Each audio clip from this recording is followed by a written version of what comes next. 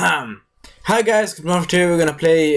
We're gonna do the review of Ready Player One with our main protagonist Percival and Artemis.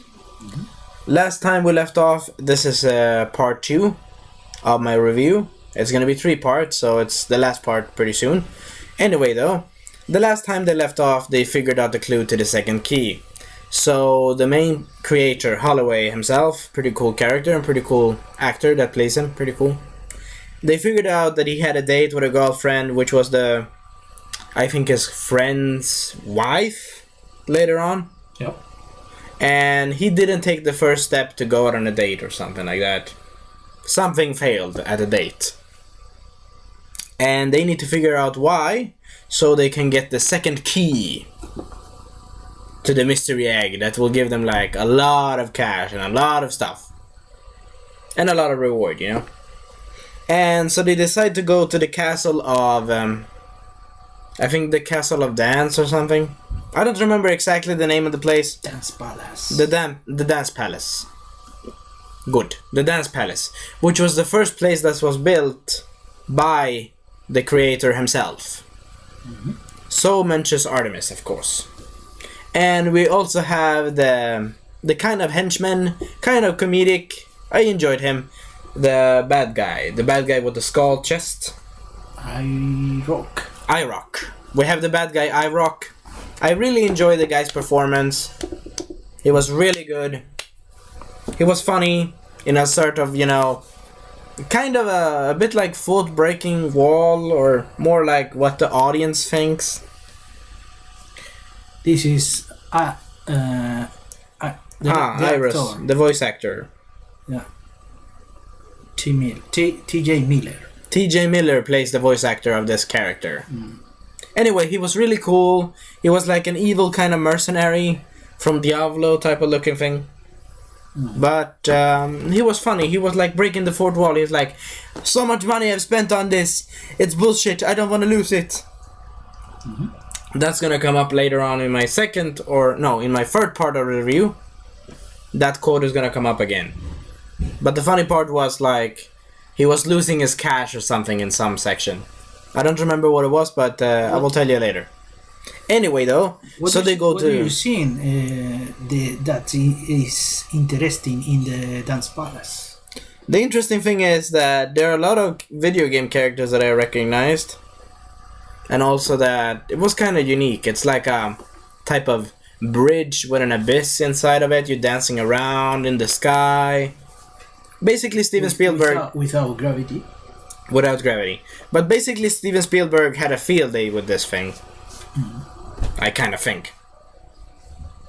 But they, our main holiday guy decided to go out with this chick. And I forgot to mention that his best friend said, do you not think that the guy Artemis that you were trying to date, do you not think that she's trying to code you with trying to break inside of your heart to get to your brain, to get the bonus, to get the reward, to get the Easter egg? Do you not think that? I'm your true friend, That was a nice thing of the main protagonist friend, I think. Like, he worries about him, and that's a nice thing. Because you don't know who is behind that interweb character. And he even said, actually not a joke, more of a kind of a fact, that he doesn't know if it's a 30-year-old guy sitting in a basement, in a mother's basement or something. It's actually kind of creepy. The main protagonist knows that she isn't that type of person, but our main protagonist friend... Wait, what was the main protagonist friend again? I forgot the name. H. He's like saying, are you really sure that it's not a guy that's 30-year-old in a basement with his mother? Do you really want to open up to this? And that's a good advice, because you don't know which people are behind in the game character. You don't know them. Better to be sure than to be sorry later and regret it. And we see some references to Michael Jackson and a really cool movie that the main protagonist likes, which I forgot. What was that movie? Thriller was the movie, yes. And some references to the 80s, 90s. And also Overwatch and a lot of stuff. It was like, you need to basically spot Easter eggs in this movie. It's You know, I can say this. This movie is better than the Emoji Movie. By a long shot. I'm serious. Good job, Steven Spielberg. Good job. You have made me forget about the Emoji Movie. That's good. Anyway, though. There were some cool references and stuff. And then he actually bought the cube for a good reason. The main protagonist. He had a... It's a type of 90s or 80s cube. It's a very colored cube. I don't remember what it's called again. Zemeckis. Zemeckis cube.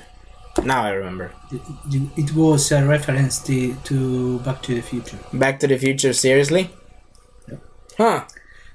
Se escuchó la canción. Un segundo. Ah! Sneaky! Sneaky Steven Spielberg. Sneaky! Good job for that one. Though to be fair.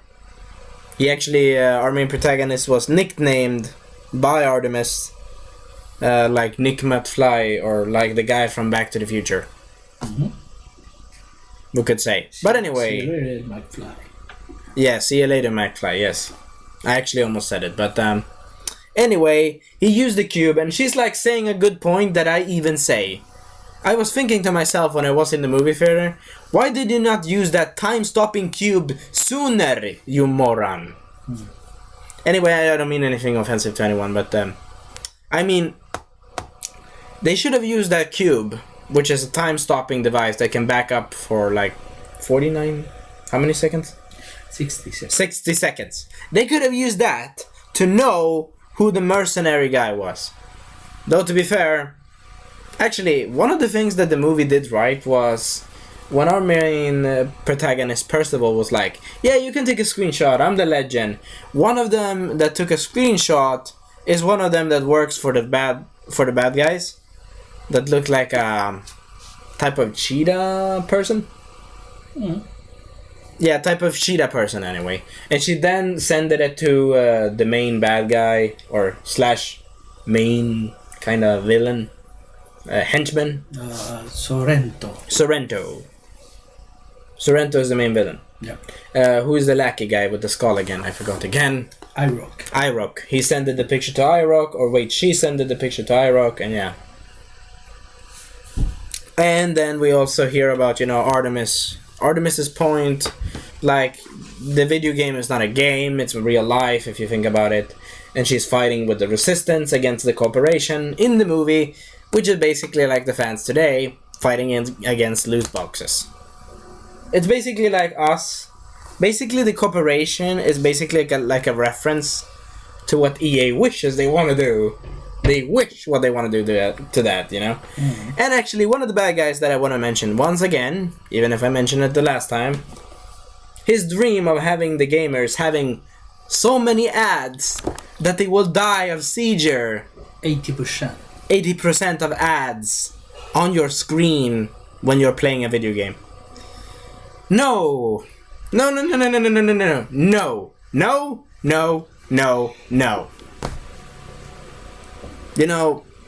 what EA wishes. And the corporation is kind of a mirror to EA if they were in the future. Which actually, that think me about it, and I was actually kind of scared. So what's happened after that, she basically talked. I forgot to mention. She talks about the resistance, that her dad died by staying in a machine in the future. Sorry, 2 seconds. In the loyalty centers. In the loyalty centers. In the virtual world, working his ass off so much that he's dying of a disease. And he couldn't pay the bills, so he died, and they didn't give him any money, and they were fucking assholes. And the poor father, character to Artemis, or father, died of sickness in his bed. That's kind of sad. And I can actually understand her for, being so pissed at our main protagonist. She even kicks him in the... I think she even kicks him in the stomach and pushes him away. Mm. Though, to be fair, it makes sense. Because he is like, he's in love with her, but he's thinking that, it's a game. But she understands that this is to be fair, the game is basically the battleground, and when they lose, they go send it to there to be basically paying debts that never gonna be paid. Just saying. So she's fighting it as a resistance group and yada yada. And our main protagonist gets left there and basically like, what the hell? Oh, I forgot to mention. Damn it, I don't need to do the review so long, damn it. Let me see. They realize that they need to find a clue. They realized what the clue was, and it was that he went on that Holiday didn't do the first step, which was kissing the girlfriend that he wanted. He missed doing, or he basically didn't do the kissing, we could say. And Hollywood told... he talked about his greatest failure, which was basically the video game. What did Hollywood in the date? He watched a movie. He went to a movie theater. Which is funny because I do reviews on movies. Anyway, he went to the movie The Shining. Though to be fair, I watched the movie Shining, but not full. Not the full of it. Not full of the movie. I've watched some parts of the movie, you know. Maybe when it ran in the TV or sometimes. I didn't watch the full movie, but this one made me scared my shit. I am serious. They have made this movie even more scary, in my opinion. Only my opinion. So they go into the movie and they actually recreate this very, very real, very exactly, to detail. Any little detail. Not even kidding, it was like, when you and I were 2 seconds. Perfect. When you and I was watching in the movie theater, I was like this. No, no, no, please don't let me kill me. Don't kill me. No, I wasn't so afraid, but then I laughed my ass. Sorry, hope you enjoy. But then I laughed my ass because I saw the corporation, basically 0101 from Fallout 3 Corporation. I basically saw the EA version corporation scared shitless of all of those, you know, the evil monster ghost.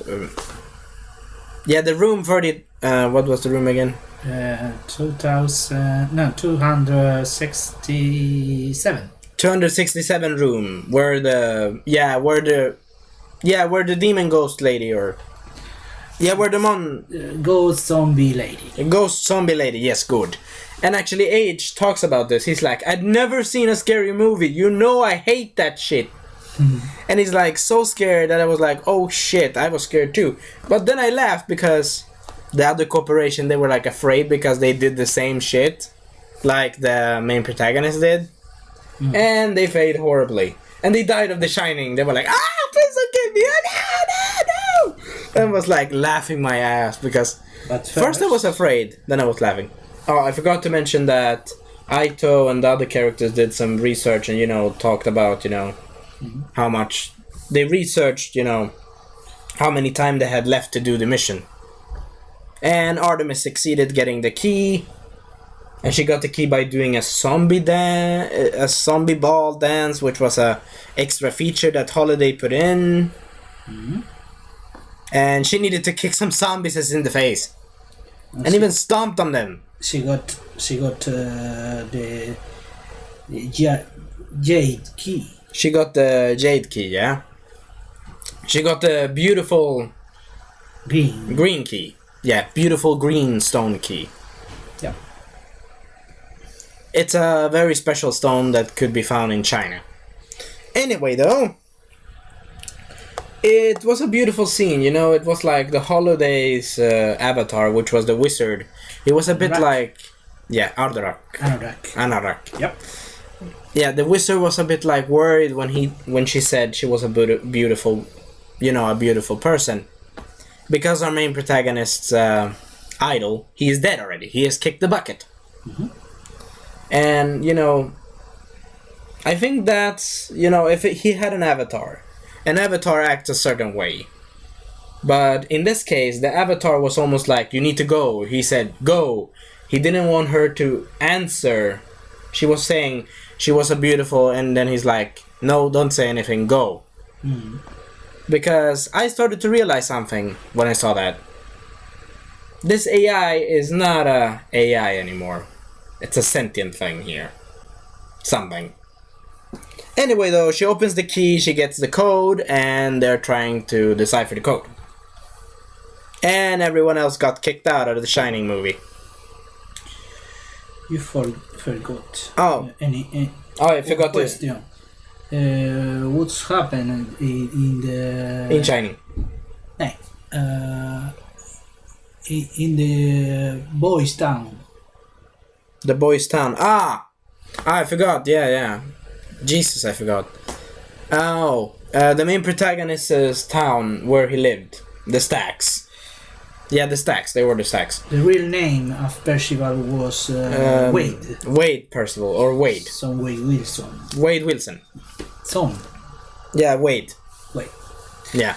And the main evil villain talks to him by the headset and he says, I can give you a lot of cash, but then he says, you're not the true.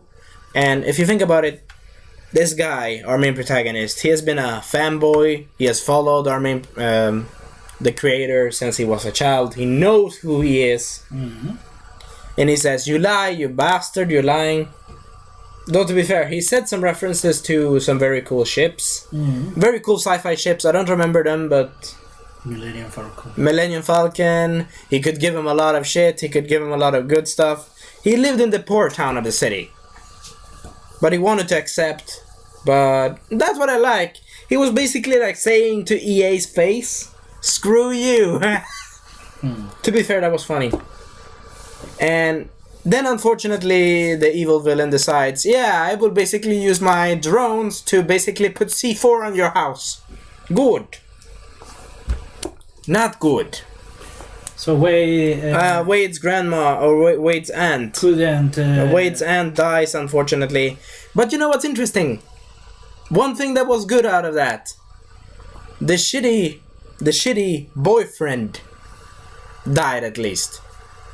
He was like, don't talk anymore, I don't want to live... what did he say? Don't talk anymore, you don't exist, basically something like that. Oh, if the poor aunt could have just lived. But a lot of people died. Whoops. But to be fair, I think Wade... hey, if the guys that makes the... What was it? The guys that makes the show in YouTube... What was it? Yeah. How it should have ended. I think they're gonna change exactly that scene where the grandma is like gonna talk and she's like, no, damn it! What is it you want? And he's like, get out of there now! And she's like, okay, bye! Bye, shitty boyfriend! That's something I think they would do. Anyway, hope you enjoy. Though I like extra credits. Or, how it should have ended. Sorry, how it should have ended. How you ended this review now? Yes, I will end it now. Actually, it's perfect fitting. So, he gets captured by the Resistance. He gets transported to them. And they're trying to figure out the last clue. And we will stop right here. We will see you next time, and ad wiedersehen. Though the clue was a kind of an interesting one. They're trying to puzzle his feelings or something. The feelings of the dead creator, I suppose. P.S. I wonder if... something. Anyway, we'll see you next time. Bye-bye.